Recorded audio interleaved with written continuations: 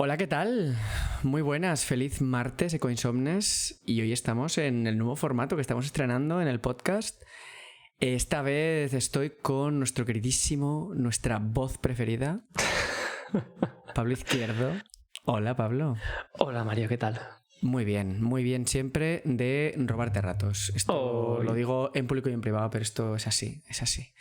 Pablo no estuvo en la anterior y básicamente le ha arrastrado a esta en plan de tú vas a hacer esta conmigo. De mil amores, de mil amores. Bueno, otra vez un episodio especial con una charla especial y esta vez lo hemos montado porque, como todos hemos vivido y todos hemos visto, bueno, ha ocurrido un evento bastante desagradable en el litoral mediterráneo, concretamente en la zona de Alicante y Valencia. Esta dana se ha llevado por delante pues pueblos enteros, infraestructura, vidas, y queríamos, bueno, creo que valioso, ¿no? Dedicarle un ratillo a hablar de todo esto y a darle un espacio reposado que no solo tengan que ser audios de WhatsApp como suelen ser en nuestro rinconcito de internet, que es este podcast. Y bueno, es que es un tema muy delicado, ¿no, Pablo? Es que no queríamos tampoco darnos prisa ni poner 3 tweets mal puestos.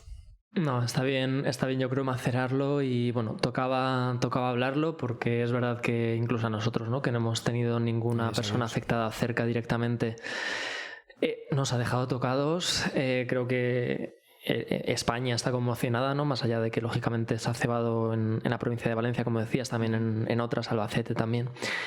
Pero bueno, más allá de nuestras perspectivas personales, que no son importantes porque no estamos en primera línea de nada, por suerte, nos parecía importante tratarlo además con calma y no hacer un episodio del tirón en el calor de la tristeza, de la indignación, de la rabia, porque ya bastante había de todo eso y tampoco tocaba, ¿no?, hacer ruido esas semanas. Sí, correcto. Y es que además es, como bien has dicho tú, pues no nos toca. Tenemos la suerte de que esta vez no nos ha tocado y queríamos conocer un poco qué está ocurriendo, por qué ocurren estas cosas y ofrecer un poquito de contexto a lo que son las danas, qué está pasando en el Mediterráneo, qué está pasando en la costa. Sobre todo qué se puede mejorar, ¿no? Y también, pues, qué hacemos para la siguiente, porque evidentemente habrá una siguiente. Eso es lo peor, que sí habrá más, sospechamos, estamos, o al menos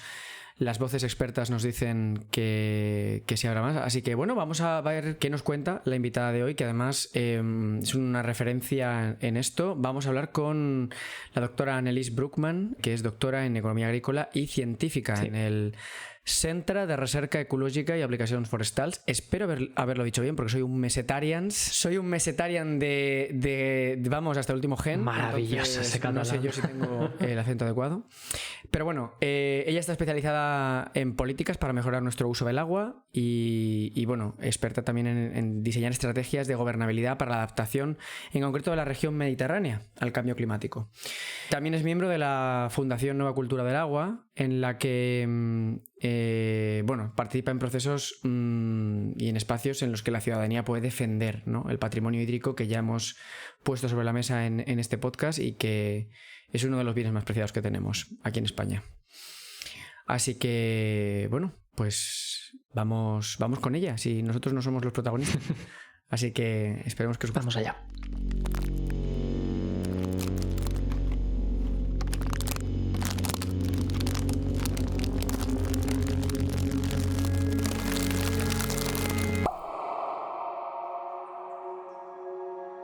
Hola, Annelies, ¿qué tal? Bienvenida a Ecoinsomnes. Muchas gracias por la invitación, qué bien. Muchísimas gracias por prestarnos un rato de tu tiempo, que tiene que ser una locura el estar de un sitio para otro, hablando con todo el mundo, dando clase, investigando, tiene que ser un no parar. Así que muchísimas gracias por hacer este hueco para nosotros.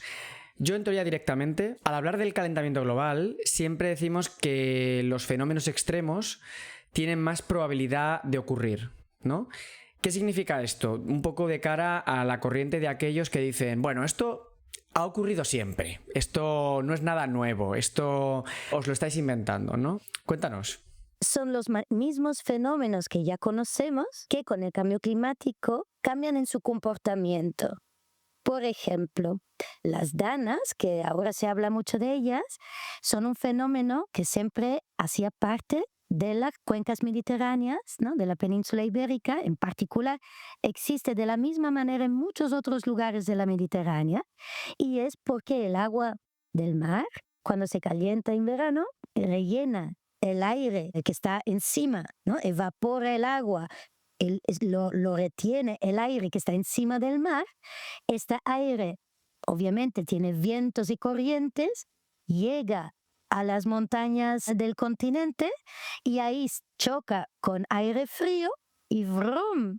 Toda la lluvia es el agua que estaba dentro del aire, llena de agua cargada por el Mediterráneo. Esto pasa toda la vida, tiene razón la gente en decir que las danas siempre ha habido. Se llaman gota fría, en Italia le dicen simplemente lluvia de otoño, pero es un fenómeno que no es extraterrestre, es en base a una dinámica típica de este mar. ¿Qué pasa con el cambio climático? Nunca hemos tenido el mar a más de 30 grados y el aire a esta temperatura tan alta.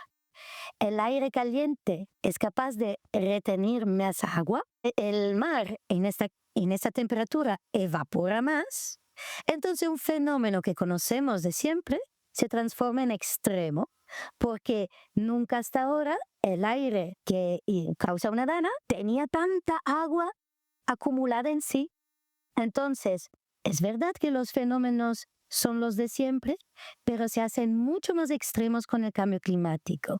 Esto lo podemos trasladar a las sequías, lo podemos trasladar a muchos otros fenómenos como el derretirse del hielo durante alguna temporada y también el congelarse en algunas zonas. Olas frías también pueden pasar. Vamos, todos los fenómenos que vemos son fenómenos propios de nuestro planeta, pero el fenómeno que hemos causado de cambio tan grande de nuestra atmósfera, esto está haciendo que los fenómenos de siempre sean más frecuentes, más intensos, pero también más imprevisibles. Tienen un comportamiento más loco. Claro, porque a nivel de daños nunca hemos tenido una catástrofe como la que acabamos de tener, ¿no? Con esa intensidad y con esa virulencia también de un montón de muertes, entre otras cosas. Decías, en cuanto a tipo de fenómenos que se pueden dar y de, bueno, pues lógicamente ahora estamos muy centrados en las trombas, pero también las sequías son más frecuentes, ¿no? ¿Cómo se explica esto? Porque siempre es una cosa de, bueno, pues, ¿qué sentido tiene, ¿no? Que sean las dos cosas, que cada vez haya menos agua y a la vez que cuando caiga en tromba. ¿Por qué las dos ocurren cada vez más y las dos están ligadas a esta crisis climática? Están ligadas porque el clima es uno y sus expresiones son muchas. Entonces, el cambio climático que estamos causando, el calentamiento de todo el globo, hace que esos fenómenos, al igual que el que explicaba antes, se agudicen. Lo mismo con las sequías, se hagan sequías más intensas, más largas y más frecuentes. Entonces tenemos menos tiempo para recuperarnos de una a otra. En general, la lluvia será más torrencial. Eso significa que tenemos que cambiar la manera de gestionar, por ejemplo, el agua para poder hacer que el paisaje retenga más agua para tener más resiliencia en tiempos de sequía. Son todas caras de la misma moneda. Pero de lo que tú has dicho me quedo con una. Nunca ha hecho tanto daño. Nunca lo hemos sufrido tanto, has dicho. Y ahí hay una gran diferencia entre el fenómeno climático en sí y el fenómeno que nosotros le decimos cambio global, que engloba el uso de la tierra y el cambio demográfico, etc. Entonces nosotros, a la vez que estamos causando el cambio climático, también nos estamos exponiendo más a los impactos de cualquier fenómeno climático, que sea más extremo o menos. Nunca había tanta construcción en zona inundable como esta vez. Nunca hemos tenido una expansión de zonas impermeabilizadas, o sea, zonas con asfalto, con cemento, zonas no naturales. En este momento de la historia de la Tierra estamos en el máximo, ¿no? Nunca ha habido tanta expansión de ciudades, de usos variados del suelo. Estamos cambiando como nunca antes la faz de la tierra, ¿no? Entonces, cuando tú te encuentras con tu casa en zona inundable, claro que cualquier inundación mediana o más alta, te afectará. Nunca como antes nosotros hemos ocupado el espacio natural. Entonces, nunca como ahora somos tan vulnerables a los fenómenos climáticos que ya de por sí pueden ser muy extremos y que con el cambio climático aún más será frecuente que sean extremos, digámoslo así.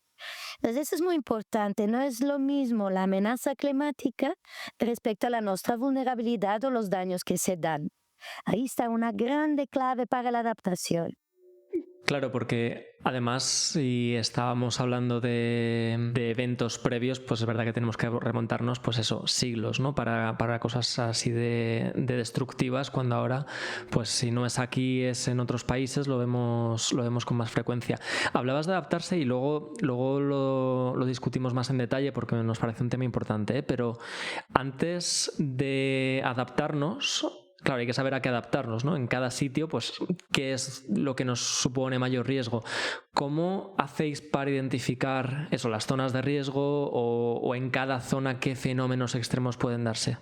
Buena pregunta y da de comer a muchos investigadores porque la cuestión es difícil dar una respuesta. Claro. Entonces, ahí entra en juego toda la ciencia. Entra en juego la combinación entre estudios del propio clima con estudios de diagnóstico del estado del medio terrestre o marino y con también estudios sociales de cómo estamos usando esos espacios, entonces cómo podemos entender por qué la situación es la que es, ¿no? Empiezo por el clima, los datos climáticos. Nosotros en el CREAF tenemos una unidad que trabaja mucho con los datos del satélite que Europa tiene, se llama Sentinel, y hay un programa que se llama Copernicus para analizar los datos que nos envía este satélite. A raíz de esta recogida de información se construyen modelos. Esos modelos son modelos matemáticos que saben interpretar en base a datos pasados, saben estimar el futuro y lo hacen con cálculos de probabilidad. Es pura matemática, ¿ok? Y es interesante ver, por ejemplo, que hace 20 años esos modelos tenían un nivel de incertidumbre muy alto porque muchas series de información que le dabas de comer, digamos, al modelo eran incompletas, eran antiguas, estaban medidos de forma no estandarizada, etcétera, ¿no? ¿Os imagináis la disparidad que tiene que haber entre estaciones meteorológicas por el mundo, etcétera, ¿no? Claro. Sí, Esa sí. situación hoy el día ya no la tenemos tanto. Hoy el día estos modelos son 20 años que se alimentan de datos reales de buena calidad, resultando que la incertidumbre de nuestros modelos siempre es más pequeña, ¿ok? Si ahora entráis en cualquier web para ver proyecciones climáticas a futuro, podréis ver datos que son la combinación armónica de los resultados de al menos 35 modelos matemáticos. Oh, wow. ¿Okay? O sea, es exhaustivo. Más datos hay, más modelos hacemos funcionar, reduciendo, todo el esfuerzo es para reducir la incertidumbre. Hay que aprender a conocer este término, muy importante porque hasta ahora hay como una tendencia cultural a pensar en la ciencia como datos objetivos siempre, sí que lo son, ¿cierto? En muchos casos, pero en muchos otros casos, como las ciencias de la predicción del clima, es inherente a esta matemática tener esta incertidumbre, ¿no? Hemos de aprender, yo creo, Claro. a tener una cultura de la incertidumbre para aprender qué significa, cómo interpreto esta información. Hay personas, ¿no?, que se quedan decepcionadas si no se da la predicción. Exactamente. Hemos de aprender a razonar con tendencias, a entender cómo interpretar los números. Algunos los podemos coger como una referencia bastante sólida, otras hemos de interpretarlos como eso, una tendencia, un flow, ¿no? un comportamiento, un patrón. Exactamente. Entonces, estábamos en la parte de diagnóstico de clima. Luego estábamos diciendo que el diagnóstico del territorio, ¿no? Estábamos hablando de cómo hacemos para entender la vulnerabilidad de un territorio. Entonces ahí hay todo la ciencia de la ecología, de la hidrogeología, de la geología, mamma mía, un espectro muy amplio de ciencias que estudian el status quo. Esta montaña, cómo funciona, este bosque, cómo funciona, este río, cómo funciona, y gracias a este análisis podemos entender su salud, digamos. Un ecosistema, un sistema biofísico que funciona, es un sistema que tiene mucha resiliencia al cambio, porque la misma natura es un sistema flexible, adaptable, que cambia todo el rato, hecha por equilibrios, no por axiomas, ¿no? Entonces la natura nunca ha sido una fotografía, siempre es un continuo cambio. Por eso entender las funcionalidades ecológicas y biofísicas es la base para entender un paisaje. Y sobre todo hablamos de paisaje porque en el siglo pasado se miraban mucho los detalles, ¿no? Confrontados con algo muy complejo, nuestro comportamiento era fragmentar y analizar en pequeñas partes. Lo seguimos haciendo porque si no te vuelves loca, pero sí que introducimos pensamiento sistémico, sistemas complejos. Esto es gracias también a la matemática, gracias a muchos otros soportes, hemos podido entender que nuestro hábitat, nuestro planeta, es un sistema complejo. Esto significa que está hecho por componentes que tienen un comportamiento no lineal. No es que 1 más 1 hace 2 siempre, y que las causas y consecuencias sean tan claras, sino que vemos que hay feedback loops, le decimos, como unas retroalimentaciones o comportamientos no lineares, ¿no? De muchos fenómenos. O sea que un aspecto influye el otro, haciendo unas vueltas un poco raras. Entonces, todo esto lo podemos también poner en una carta, digamos, lo podemos mapear, lo podemos entender. Esto es una ciencia multidisciplinar, transversal, que necesitamos para alimentar la comprensión de los sistemas complejos. Seguimos aplicando todo en su nicho, en su pequeña parte, pero no podemos decir de haber entendido nada hasta que no lo ponemos junto. Entonces, por ahí, por ejemplo, yo que trabajo en agua, nosotros promovemos mucho que se mire una cuenca hidrográfica en su integridad. Aunque estés hablando de un pequeño tramo urbano, tienes que tener en cuenta toda la cuenca, de dónde te viene el agua y de dónde va, y cómo todo el sistema influye el tuyo. Qué complejo tener en cuenta tantos factores para que luego la gente diga, claro, que este tipo de riesgos, en realidad, como que estas predicciones se hacen un poquito sin criterio o un poco jugando a ser astrólogos. O sea, es y además, cosa... yo me quedo con esa reflexión que hacía sobre la incertidumbre, ¿no? Que muchas veces la gente se envalentona de no, pero los científicos tenéis que darnos una certeza. Hombre, te doy una certeza dentro de unos rangos de error, ¿no? Pero es verdad, claro, que si miras toda esa riqueza de modelos, cómo coinciden, cómo en los últimos años han ido a la décima de grado, ¿no? A la centésima de grado, sabemos que están funcionando bien. No fiarnos por ver si resulta que se equivocan todos y va de maravilla, pues hombre, es bastante necio, ¿no? De esto que comentabas de pensamiento en sistemas y modelos y demás, hay un libro para quienes no sabemos nada de todo esto que está bastante guay, de Donella Meadows, que edita Capitán Swing en castellano, que se llama Cómo pensar en sistemas, por si alguien lo quiere ojear. Un librazo, por cierto, ¿eh? O sea, si queréis curiosear sobre lo que ha dicho Annelies sobre sistemas complejos, cómo descomponer un problema en partes y entenderlo en su conjunto, muy, muy interesante, la verdad. Qué bien. De mi análisis, ¿no? Que me decías cómo podemos entender los riesgos y la vulnerabilidad de un territorio, llegamos a la pota más difícil, la patita más difícil, que es la sociedad. Entonces nosotros también tenemos comportamientos que nos exponen a riesgo. Pueden ser culturales, pueden ser estructurales, como vivir dentro del río, pero también culturales, vivir de espalda a la natura, pensar que nosotros la dominamos y la podemos controlar en todo momento, pensar que tú no tienes tampoco un papel activo y si pasa algo ya te rescatarán, pues son también elementos que nos, como decíamos antes, te exponen al riesgo, ¿no? Entonces siempre hemos de pensar que la ecuación que crea nuestro problema, que crea el daño, es compuesta por el fenómeno en sí ¿no? Tu vulnerabilidad, tu capacidad de tu exposición y tu capacidad de responder a esto, ¿no? Entonces son 3 patas, no es, ay, la natura es mala, ay, los gerentes no son buenos. No, es que es un conjunto de elementos en que todos nosotros tenemos un papel importantísimo. Efectivamente. Decías una cosa con lo que yo me quedo de los modelos. Hemos alimentado modelos durante muchísimos años y ahora son más precisos a la hora de bueno, darnos un poco un pronóstico de cómo van a ir las cosas, ¿no? ¿Qué le está ocurriendo entonces al Mediterráneo? ¿Qué hace al Mediterráneo tan volátil ahora mismo? ¿Qué le está pasando?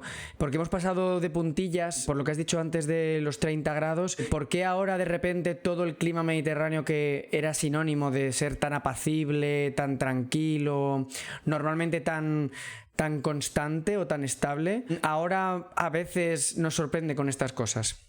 Es que ya no sé bien cómo simplificar esto, pero es por las corrientes de aire y humedad que forman el clima del planeta. Vemos cómo el cambio de temperatura global cambia esos flujos de aire húmedo, ¿no? Que es lo que determina nuestro clima. Y entonces van creando corrientes de aire que normalmente, dado que el comportamiento de la Tierra es cíclico, ¿no? Su relación exposición al Sol es cíclico, entonces todos estos patrones que se generan tenían una cierta estabilidad en sus ciclos. Ahora, como todo este comportamiento está cambiando, también estas corrientes cambian. Seguro que habéis escuchado hablar, ¿no? De la niña, del niño, de la AMOC que se está retrasando. Todo esto son aquellos factores que cambian el clima. Entonces, la Mediterránea es una zona muy concreta donde se dan unas condiciones que justamente se ven perturbadas por estos flujos. Entonces, estamos viendo unos cambios tremendos en los vientos en Mediterráneo. Entonces, también el oleaje, por ejemplo, está cambiando. Por ejemplo, en el Empordà aquí dicen que ya no hay la tramontana de antes, ¿no? Como que cambia la tramontana, por ejemplo. Y hemos visto cómo se han creado algunos huracanes pequeños, por suerte, en el Mediterráneo, cosa que no solía pasar o que era más excepcional. Qué miedo, Dios mío. Y esto es lo que impacta nuestra Mediterránea, como otras zonas del mundo, pero el Mediterráneo particularmente, bueno, por cómo se da la orografía y la estructura, ¿no? También se puede decir que las quejas en el Mediterráneo son más grandes porque vive muchísima gente. Entonces, los cambios climáticos están impactando muchísima gente que ya consideraba haberse adaptado a clima extremo, ¿no? O sea, ya hay muchas zonas bastante áridas en el Mediterráneo, otras zonas pueden ser inestables geológicamente, tenemos volcanes, tenemos como muchas zonas que ya tenían una cierta situación extrema. Claro, si encima de una situación que ya era un poco al límite, los impactos son más grandes. Sobre el agua, la sequía, yo le explico muchas veces, en todo el Mediterráneo, en un año húmedo normal, tenemos escasez o estrés hídrico, ¿no? Que la cantidad de agua que tenemos no se corresponde a la demanda total. Ya estamos sobreexplotando los recursos en tiempos normales. Cuando llega el cambio climático, obviamente nos pilla muy mal. Es que si ya estamos endeudados y llega otro recibo, pues mal. Eso. Y ahora que empezabas a hablar de impactos, ya, bueno, en fin, el problema es muy complejo, tiene muchas caras, muchos sabores, pero es una realidad que ya está aquí, ¿no? Que es la que estamos viendo ya, no nuestros hijos, nuestros nietos, la estamos viendo ya el día de hoy. ¿Qué se puede hacer para enfrentarnos a esta nueva realidad? Porque es verdad, bueno, pues que implica adaptarnos a distintas cosas. Y empezando por lo material, ¿no? O sea, medidas, por ejemplo, a nivel de infraestructura, ¿qué podemos plantear para empezar a prepararnos contra este tipo de sucesos? Confrontados con incertidumbre, confrontados con sistemas más extremos, lo que te hace más resiliente es flexibilidad. Entonces buscamos soluciones de estructuras que sean más flexibles, que no te hipotequen para 50 años, que te permitan ajustar un poquito durante el recorrido, que te permitan, pues eso, cambiar partes. En general, sistemas que no conlleven obra rígida, porque esta la tienes que calcular muy y muy bien, ¿no? Tienes que tener unos datos de partida muy seguros para poder hacer una presa, por ejemplo. Un puente, tienes que saber cuánta carga tiene que llevar. Si tú no sabes la carga que tiene que llevar, difícil hacer puente. Entonces, de primeras, menos rigidez estructural, más modularidad, o sea que tú pudieras como incrementar añadiendo módulos, apagando módulos, flexibilidad estructural, estructuras flexibles, removibles, efímeras, temporales, de quitapón, pues son más fáciles de gestionar en tiempos de incertidumbre que algo muy rígido. Luego, estructuras que puedan no costar tanto, porque la economía de gestión del territorio va a cambiar.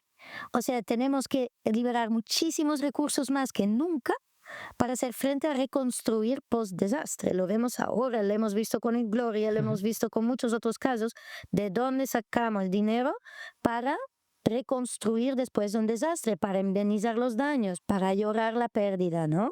Voy más a lo concreto, porque eso ya se está volviendo muy abstracto, pero sí que quería dar esas claves interpretativas, porque si no la gente piensa que muchos posicionamientos son debidos a ideología o que no me gusta. A mí no me gusta el hormigón, ya lo digo, pero tampoco podríamos estar sin hormigón en total, ¿no? ¿Ok? No me gusta el plástico, pero necesitamos plástico. Entonces, es un poco para relativar, para intentar explicar por qué algunas infraestructuras están muy señaladas como nefastas en frente al cambio climático. Y es por esos principios: flexibilidad, modularidad, adaptación. Claro, porque hemos oído mucho precisamente esto, ¿no? Últimamente, Chupito, cada vez que nos lo han dicho, que lo que hay que hacer es hormigonar, que hay que quitar vegetación de los ríos, que hay que limpiar, ¿no? Es un poco lo que nos estabas comentando. ¿Cómo planteamos alternativas a esto? Entra en detalles, cuéntanos. Sí, hay toda una nueva ingeniería en realidad. Basta estudiar un poco, basta mojarse un poco en la innovación en términos de ingeniería de gestión de paisaje, y hay muchísimas alternativas. Estoy impresionada con muchos ejemplos que veo por ahí, muy interesantes. Estos se basan, hay que distinguir entre restauración y renaturalización. Hay todo un espectro ahí. Hay cosas que llaman infraestructura verde. Es lo más gris de lo verde, ¿no? O sea, tú recreas entornos, ¿ok? Movimiento de tierras, plantando, cambiando en realidad lo que había antes, pero recreando sistemas biofísicos que funcionan. Entonces, es como si tú hicieras lo mismo que un dique de contención, pero lo haces sin el cemento, lo haces con movimiento de tierra, con plantas, con rocas, aprovechando la dinámica del territorio. Lo puedes hacer de otras maneras. Entonces, siguiendo en la línea, digamos, del hormigón, ya se puede reverdecer el hormigón, digamos.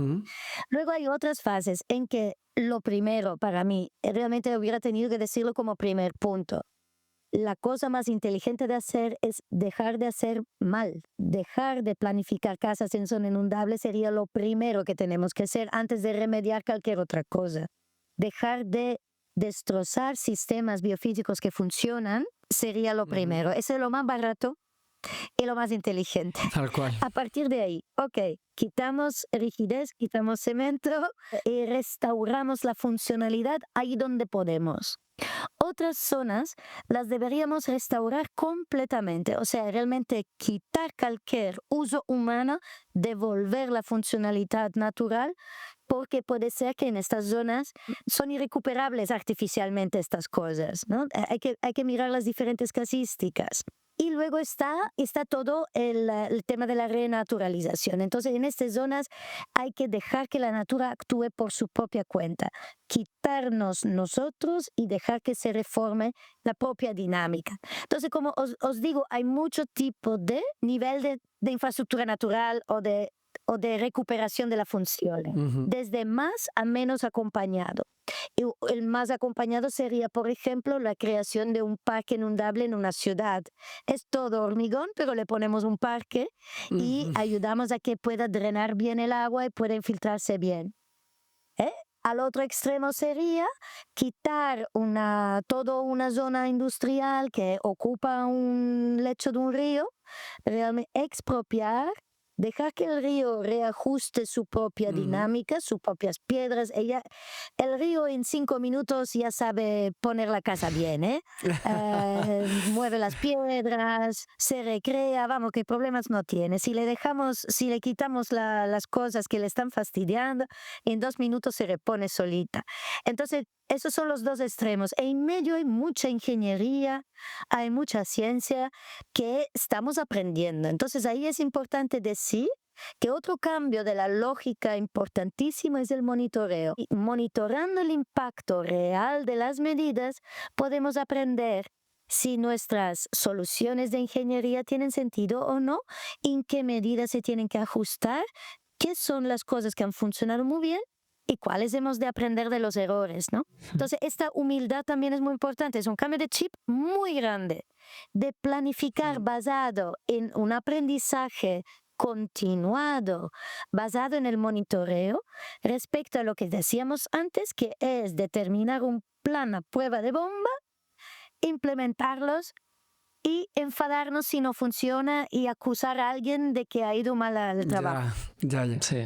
Mira, ahora que nombras la gestión, porque esto es cómo gestionar de forma adecuada infraestructuras, zonas, comunidades en general, a nivel de gestión, ¿qué podemos hacer, Annelies? Porque tú investigas estrategias de gobernabilidad para la adaptación de la región mediterránea, concretamente es una de tus líneas de trabajo y focos de estudio. ¿Qué políticas públicas se deberían desplegar para adaptarnos a estos eventos? ¿Qué podemos establecer para estar más seguros? Sí, ahí hay mucho trabajo por hacer. Por un lado, empiezo con el que ya se está haciendo, ¿ok? Se está intentando mejorar las políticas de protección del medio ambiente. Se intenta. Tenemos muchas políticas internacionales que se están transponiendo a nivel hasta municipal, ¿ok? Hasta los municipios hoy el día tienen la oportunidad jurídico-institucional de montarse una estrategia de adaptación al climático con cara y ojos, ¿no? Una buena estrategia. Las herramientas están incrementando en ese sentido, ¿ok? Hay más herramientas hechas a medida de las diferentes administraciones, desde lo más local a lo más grande, para poder usar. No vale decir que no sabemos cómo, porque hay muchísimas herramientas que podemos usar. Problema es usarlas, porque la lógica es un poco, como lo decía antes, se tiene que cambiar un poco. Primera cosa que hay que cambiar. Por ahora, las instituciones funcionaban mucho cada una por su competencia.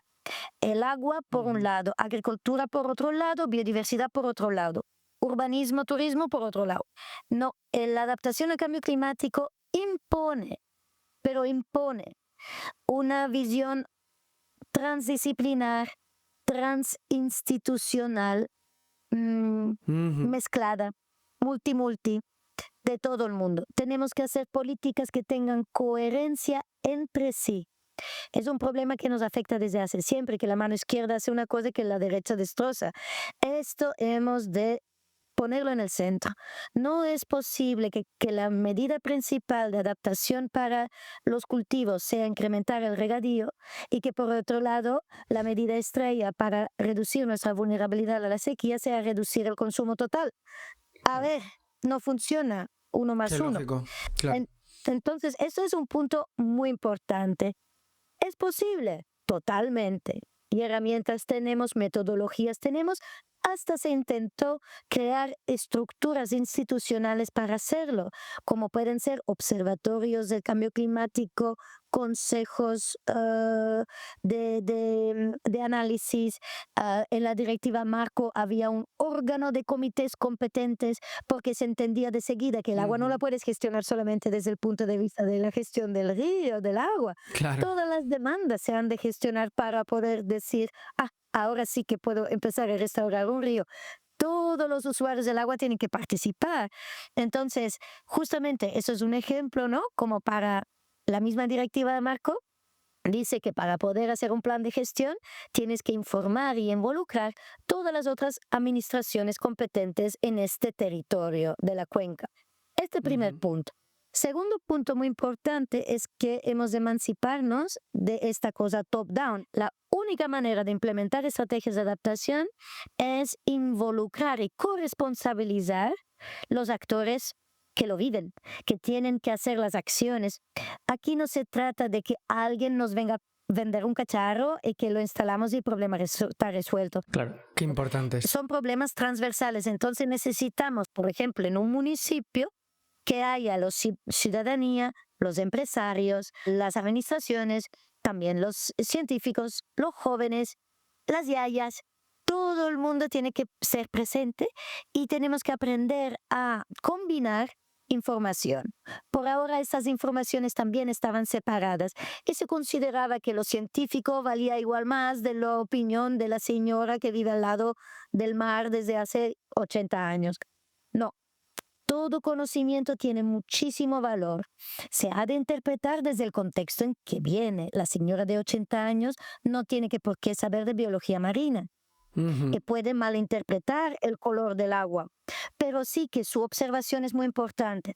Quiero decir, aquí nadie tiene razón absoluta, ni nadie conoce toda esta complejidad. Tan solo combinando todo este conocimiento podemos abarcar el sistema complejo, ¿no? Entonces es un cambio cultural también de cómo deliberamos. Yo hablo mucho de generar espacios de deliberación, que es diferente que de decisión. Es la preparación para decidir. Y ahí está otro punto. No le dedicamos suficiente tiempo en reflexionar antes de tomar las decisiones. Y con eso no acuso a nadie. Hay protocolos para esto. Y ya son lentas lo suficiente las decisiones. La gente dirá, aún más lento, ¿no? Lo que digo es que hay que adaptar los tiempos de reflexión y trabajo para tener toda la información en la mesa a la hora de tomar decisiones, aunque las decisiones las siguen tomando aquellas estructuras institucionales que tenemos hoy, que obviamente se podrían mejorar, lo que tú quieras, pero ya podemos mañana, sin ningún cambio legislativo, institucional difícil, ya mañana podemos instituir consejos de cuenca, espacios de gobernanza, espacios de deliberación, involucrar toda esta información, debatirla, sintetizarla, expresarla hacia toda la ciudadanía. Anda que si no hay trabajo por hacer en esto, ¿no? Podemos mejorar muchísimos de estos aspectos. Y por aterrizarlo un poco, Annelies, danos algún ejemplo. ¿Qué cosas se están haciendo, por ejemplo, en la zona del litoral, en el Mediterráneo? ¿Qué se está haciendo en qué ciudad o en qué pueblo que pueda servirnos un poco de inspiración? Hay muchísimas cosas que se están haciendo, de verdad, ¿eh? También contra la gente que está triste porque parece que nada se mueve. Se mueven muchísimas cosas, aunque no con la fuerza que quisiéramos ver, ¿no? O sea, hay tantísima gente que se mueve, hay muchísima inteligencia colectiva que florece. O sea, no nos entristamos. La esperanza es muy necesaria. Ser positivos y naif, no. Abordamos un problema muy real, muy difícil, ¿no? Pero hay muchísimas cosas que se están haciendo. No sabría de dónde empezar, con qué ejemplos. Una de las cosas que estuve haciendo reciente es una estrategia de adaptación al cambio climático en la región del Maresme, que es una región litoral en Cataluña. Preciosa, además. Estuvimos junto con 30 alcaldes y un comité científico de 38 científicos que, por el amor al arte, han contribuido en analizar toda una serie de medidas de adaptación que se habían generado gracias a la colaboración institucional. O sea, venía ya desde el Consejo Comarcal, tenían una grande serie, todo un estudio analítico, ¿no?, de su territorio con medidas. Pero claro, ¿qué hacemos con esto? Como tú dices, no, muy bien todo eso, pero ¿cómo le ponemos caña? Entonces con ellos estamos haciendo desde el CREAV un acompañamiento técnico para que ellos sean protagonistas de la realización de esas medidas. Y en realidad, desgranando, ves cuántas sinergias hay con cosas que ya se pensaban hacer. Por ejemplo, bueno, el ejemplo menos impactante, pero sí que muy importante para la población. Por ejemplo, una pista ciclable que junta muchísimos municipios. Esto es una cosa muy pequeña, pero que impacta mucho y ayuda mucho. La pista no se hacía porque no se estaban coordinando entre sí, y nos estaba financiando bien, ¿no? Combinar esta pista con la recuperación de algunas zonas restauradas, digamos, no del todo naturales, pero vaya, mejoradas respecto al cemento degradado que había, también puede ayudar contra las olas de calor. Esas son las medidas más simples. Y en este plan nos abordamos también problemas mucho más gordos. Por ejemplo, la línea del tren R2 Nord, que conecta a Barcelona con el norte, ¿no? Es una línea de tren que justo va en la playa y sufre daños cada temporal, que yo me tremo el corazón porque podría haber incidentes muy graves. Dios mío. Y las tuberías y los cables que cuelgan de ahí, cada vez vemos como las piedras de la protección que habían puesto, el mar se lo lleva por delante, ¿no? Hemos de saber que el mar es mucho más fuerte que cualquier hormigón que nos podamos imaginar, ¿vale? Cuando toca se lleva todo por delante, lo hemos visto muchas veces. Mover la línea del tren es una inversión importante. Impacta muchos municipios, impacta la vida cotidiana de muchísima gente. Este tren tiene una frecuencia increíble, muchísima gente lo usa. Entonces ahí ya se necesita realmente un trabajo conjunto con actores que no son locales, con ferrocarriles, con el Estado, con muchísimas competencias. Entonces ahí realmente es un ejercicio difícil pero viable de ir analizando, ¿cómo podemos hacer? Y he visto que hay caminos que se están abriendo para ver si entonces esta línea se desplaza con otra carretera que está más alto. No entramos en detalles, pero que se puede, no es que no se puede. Problema, cambia toda la movilidad de una zona grande, conlleva inversiones importantes, y si la gente no lo entiende o no tiene alternativas o no se le escucha a la gente, pues entonces desastre, ¿no? Habrá mucho problema con implementar esta medida. Pero justamente por esta diversidad de medidas y por la necesidad de hablar, este programa del Maresme quiere crear una zona de gobernanza permanente, como una especie de espacio donde siempre podamos recoger la información del monitoreo de las medidas implementadas y toda la información que pueda haber, donde la gente pueda participar e informarse, pero también donde activamente podemos organizar participación en cada fase de diseño o de implementación de las medidas planteadas, y donde podamos buscar financiación. Desafortunadamente, no paga el rey. Es que es muy difícil que las medidas de adaptación se financien justamente por esta transversalidad de competencias. A nadie le viene ganas de pagar una medida que no es estrictamente de tu competencia. Es difícil financieramente organizarlo. Yo lo entiendo, no es bonito y protestamos, pero al mismo tiempo lo entiendo, ¿no? Es por descontado financiar las medidas de adaptación. En el programa catalán, en la estrategia catalana de adaptación al cambio climático, hay muchísimas de esas medidas transversales, ya habladas, ya pactadas con todas las partes, todas las entidades competentes identificadas, su presupuesto, etc. Pero alguien tiene que promover estas dinámicas.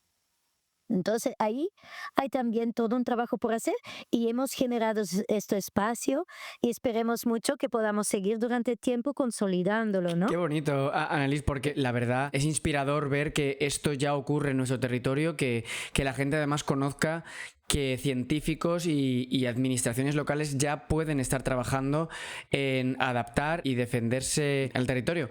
Quería preguntarte justo qué podemos hacer nosotros, la sociedad civil, porque ya hemos hablado de medidas y hemos visto que es posible, como dices tú, empezar mañana a establecer organismos, medidas concretas. Está el conocimiento ahí para hacer uso de él.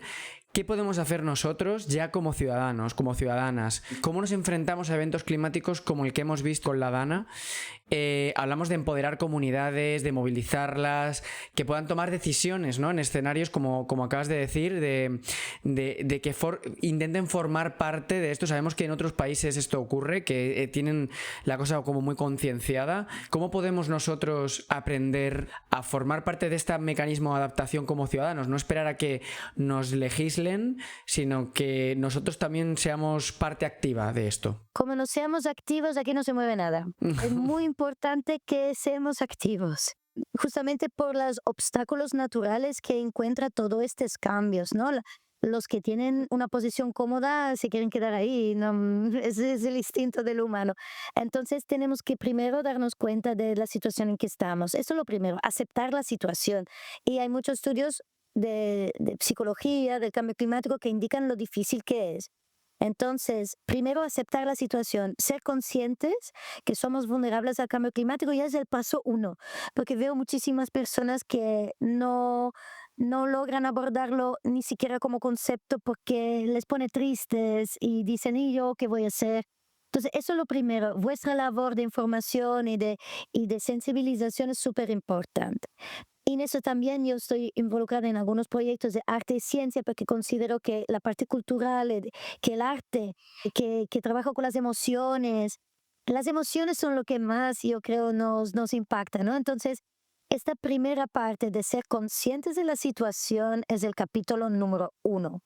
Y en eso cada uno de nosotros puede hablar con la familia. Yo suerte que no tengo una familia grande, pero los que se encuentran en una mesa de 30, buongiorno, ahí, Tal cual. a preparar discurso. Y luego, obviamente, hay el conocimiento, ¿no? Entonces, como individuos, podemos empoderarnos conociendo mejor. Pues claro, vosotros sois parte de todos los esfuerzos que se están haciendo en divulgar la información.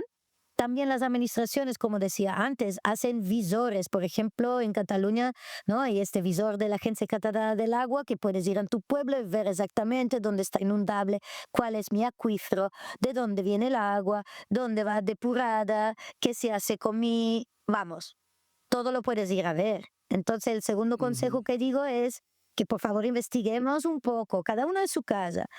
Yo abro el grifo, ¿de dónde viene el agua? Respiro el aire, ¿será limpia? Voy a mirar los indicadores de aire, ¿no? Mi hábitat, exactamente, ¿cuál es el ecosistema que me rodea? ¿Estoy en un pinar? ¿Estoy en un bosque de montaña? ¿No hay bosque? ¿Vivo en una estepa? O sea, caracterizar tu entorno, ver un poco qué fauna y flora hay, cómo funciona normalmente de libro esto.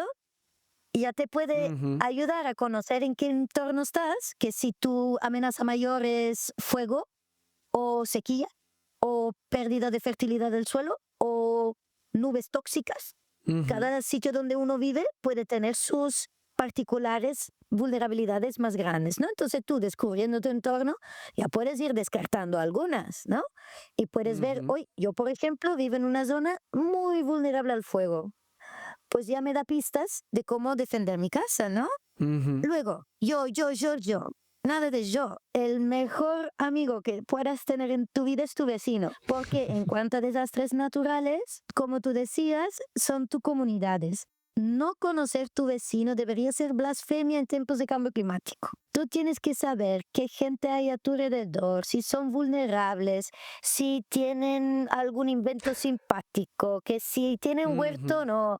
Tú qué puedes aportar, qué no sabías, compartir tu conocimiento. Realmente la actividad vecinal y comunitaria es más importante que nunca. Para avisarte, para cuidarte, para ayudar a retomar fuerzas después de un desastre. No hay nadie como tu vecino.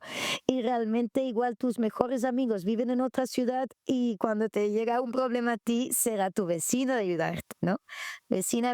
Eso es. Entonces, yo creo que una cultura de recuperación de la comunidad desde de la cura mutua, ¿no? Del soporte mutuo y de la inteligencia colectiva, esto es tan importante, tan importante.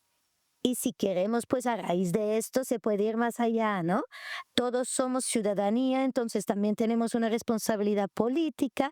Es importante que seamos miembros activos, también más allá de la asociación de vecinos, ser políticamente activos del estilo que te guste, que hay de todo para todos los gustos y colores, pero ser conscientes de que hay esta dimensión. Entonces, intentar aprovechar en el lenguaje que prefieras, que sea más institucional, que sea más de protesta, que sea de un estilo o de otro, no importa, lo importante es que haya esta conciencia y que seamos conscientes que entre todos generamos nuestro clima realmente, ¿no? Qué importante. Entonces, esto. saber cuáles son tus obstáculos o saber aprovechar alguna pequeña oportunidad que se pueda tener, porque hasta en el entorno más hostil existen oportunidades. Identificarlas y aprovecharlas es really la consigna. No podemos permitirnos dejar escapar ni una. Buah. Qué importante esto que nos cuentas, Annelies. Bueno, la gente no lo ve en el podcast, pero Mario estaba chasqueando sus dedos de puro gozo con estas palabras. Si se pudiera enmarcar un discurso, pues de cierre, yo haría esto con el tuyo. Ya estaría. Annelies, para cerrar, sí. Porque de verdad, qué maravilla acabar así, no sé. Sí. Porque, bueno, de hecho vamos terminando, ¿no? Nos quedamos con eso, que es importante tratar la información como nuestra, que lo es, y el entorno como nuestro, que lo es. Pero cuando acabemos de hacer o acaben de escuchar este podcast, si queremos, oye, pues vivir en zonas seguras, ciudades que sean resilientes, ¿no? Barrios en los que, bueno, pues que se pueda vivir con tranquilidad. ¿Cómo hacemos para promover esos espacios compartidos, ¿no? ¿Cómo podemos organizarnos? ¿Qué nos dirías? Es mucho más fácil de lo que parece. Cuando no lo has hecho nunca da un poco de yuyu, pero a la que te mueves vas solo. Y en realidad la gente es mucho más maja de lo que te piensas cuando no los conoces. Eso. Hay tantas cosas, te pueden... Igual un consejo a las personas que nunca se han acercado a los espacios porque pensaban igual no va conmigo o tienen una idea de lo que pueda ser, no sé, preconcebida, no sé qué. Lo primero sería, encuentra algún interés tuyo, alguna pequeña cosa que te guste, que sea macramé o geranios, no importa. Cualquier pequeña cosa que a ti te interesa, etcétera, buscar espacios donde esto se comparta. Eso siempre es un pequeño primer paso. O que te preocupa algo en particular de tu entorno, una mini cosa, no sé, la degradación de un parque donde vas con tu niño. Cualquier cosa de estas, informarte si hay alguna otra persona que está trabajando el tema. Entonces puede ser para ti la primera puerta de entrada. Obviamente existen muchas organizaciones que hacen llamadas a colaborar, eso también es una oportunidad. Y después, otra cosa que puedo decir es no dejarse chafar por la enormidad de la tarea, ¿no? Te parece como que si tú participas en algo pequeño, esto de qué me va a valer, no me va a valer. Vale. Realmente, o sea, es un mecanismo que se autoalimenta a sí mismo. A la que tú has dado el primer paso, ya verás que la vida misma te pone nuevas oportunidades. Y mucha gente veo que tiene miedo a ser forzada a asistir a asambleas larguísimas o a hacer cosas que no le apetece hacer. Y esto pues solo está en tus manos. A la que alguien te propone dinámicas que no estás a gusto, lo primero que puedes hacer es expresarlo y cambiarlas y hacer propuestas para que tu visión alimente estos espacios. O sea, ser conscientes que tú puedes plasmar un espacio también, ¿no? Tú eres parte activa de formar tu entorno. Y también si algo no te gusta, no nos tiene que dar demasiado miedo. Se puede alejar, tú puedes elegir, puedes cambiar. Hay muchas dinámicas que no necesariamente te tienen que frenar o hacer sentir mal. Y realmente lo que puedo decir es que dentro de todo el desastre, cualquier persona que haya encontrado un grupo en que sentirse bien puede confirmar que en realidad también te lo pasas muy bien. También puede ser divertido, puede ser un nutrimiento para la persona. Para abordar la frustración es muy importante no estar solos. Compartir un miedo ya le quita mitad del poder. Eso es. Y qué importante esto que comentas, ¿no? Que muchas veces, además lo repetimos aquí machaconamente, que solo nos falta como la mecha, ¿no? Y arrancar y no te vuelvas tampoco muy loco por si suma, si es pequeño, si es grande. Mira, tú vete haciendo que todo suma, ¿no? Lo dejamos aquí. Esperamos haber aportado algo de información, algo de luz, algo de esperanza. Por nuestra parte nos vamos, creo que Mario, encantados. Por supuestísimo. Muchísimas gracias, Annelies. Ha sido increíble. Encantada yo. Gracias a Annelies Bruckmann, investigadora del CREAF y parte también de la Fundación Nova Cultura del Agua. Gracias por tu tiempo y nos vemos en la siguiente. Muchísimas gracias a vosotros y enhorabuena para todo vuestro trabajo. Muchas gracias. Gracias, muchísimas gracias. Gracias a ti.